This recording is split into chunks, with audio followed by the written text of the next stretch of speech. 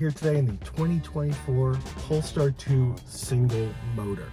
And I went with the single motor rather than the dual motor for this video because there's a lot more to talk about with it. Namely, instead of being front wheel drive like the old car, it's now rear wheel drive. And that motor is also bigger and more powerful. This bad boy now puts out 299 horsepower and 361 pound-feet of torque. That's a plus 68 and plus 118 respectively.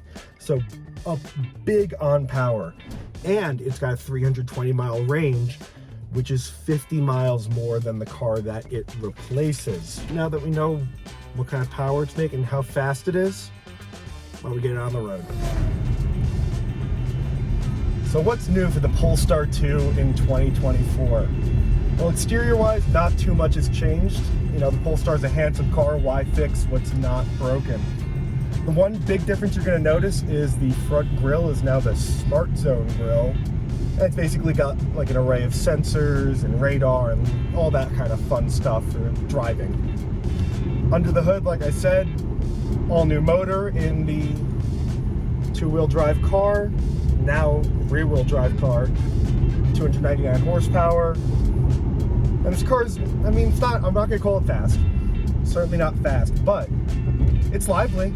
It's as lively as any other electric car, and it's certainly fast enough that would actually make me question whether or not you should bother to spend the extra money on the all-wheel drive car, because this thing, I mean, it rips. We're up here in somewhere in Colorado, and it's so high up I can't really breathe, but it's still moving. Interior wise, it's almost exactly the same as it used to be. Again, why fuck up a good thing, you know? Starts at $49,900 for the two-wheel drive car. You can add on little bits and bobs, leather seats, more advanced driving system, all that kind of fun stuff. Tops out around $70 for a fully loaded dual motor, which again is still really not that bad when you can compare it to other stuff like the Tesla Model 3, BMW i4, and the Hyundai Ioniqs. Driving wise, it's certainly not a sports car, but it's fun.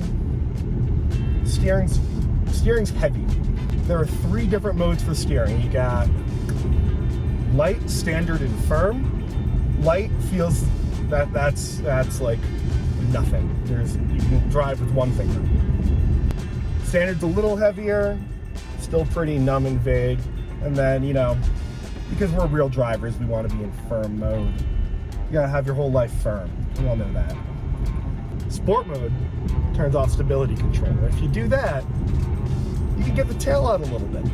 Not a ton because traction control's still on. But in the all-wheel drive car, and I know this sounds kind of counterintuitive because it's all-wheel drive, you can get the rear out a real good deal going around a corner. And you know what? It kind of transfers weight in a very nice, smooth way. You're not going to catch yourself off guard. And you never really feel overpowered in this car. And it's completely silent.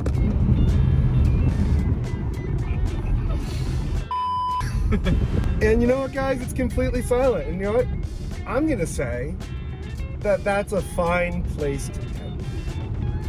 Thanks so much for watching. If you have any more questions about the Polestar 2, be sure to go down to the comments, and I will do my best to not ignore them. Thank you so much, and see you later.